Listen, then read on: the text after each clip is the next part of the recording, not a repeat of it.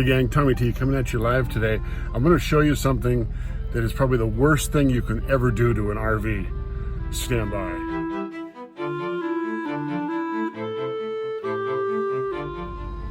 This is the most hideous thing you can do to a motorhome. Those little jacks are the size of a pencil, and you get a good puff of wind and this thing's a foot off the ground, it'll blow over and bend the jacks.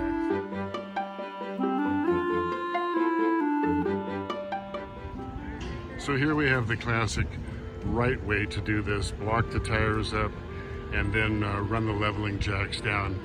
And you don't want to leave the front end hanging in the air. Certainly not like this. Another thing that I wanted to discuss was, like this one says, power gear electronic leveling. And I know there's HWH systems, there's many different systems. Some of them are not levelers, they are stabilizers. I know I've seen that on many of the fifth wheels. I'm not a fifth wheel expert by any means, so don't tear me apart in the comments on that one. But something that I have learned, I use the manual setting. When I power it up, I go over to manual, I press that one down for 5 seconds and it puts it into manual mode. And I find that I can level the coach and have it lower in stature by using the manual. If I just let it go with the auto, it jacks it way up in the air, a little higher than I like. So one other tip that I have when leveling is I have a full airbag system underneath this coach that I'm in. It's a Monaco. I get my air down to about 65 pounds before I level it, and that way the leveler is not fighting the suspension, the airbag suspension. Works for me. Don't let this happen to you. So gang, essentially, we're going to see a lot of examples of this in the coming months. RV sales have taken off because people think they can get away and self-contain themselves away from the situation.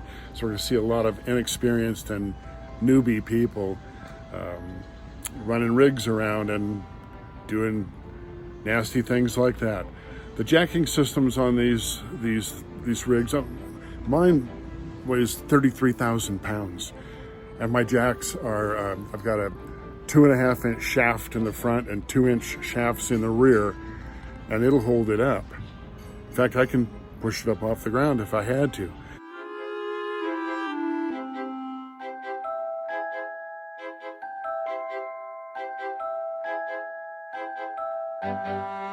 But a lot of these less expensive, lighter weight coaches, the jack systems are the size of a pencil. They're 3/4 of an inch.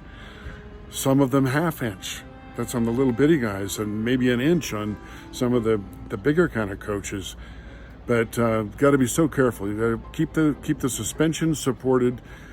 If you have to block up under the tires, that's what you got to do. And very important to the framework on your coach. This has been ThomyT, RV Fun with ThomyT. See you again. And now it's time for 3 special tips from ThomyT. Stay tuned. So here's bonus tip number 1.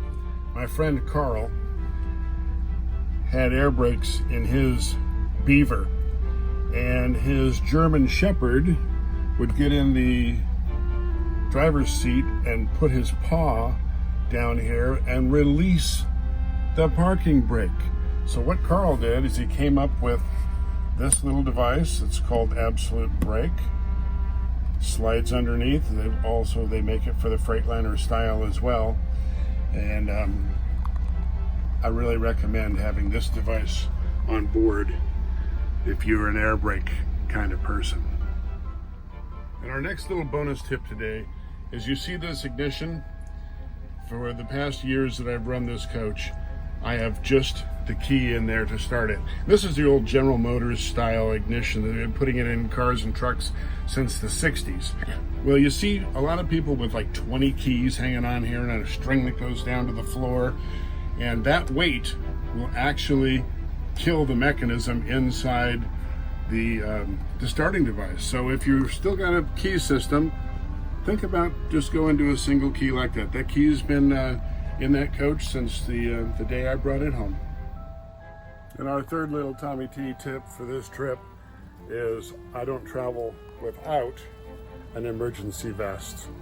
Just in case you got to stop on the side of the road, you want all the other folks to be able to see you. So stick around, we'll see you again. Hit that like and subscribe button. This is ThomyT for RV Fun with ThomyT.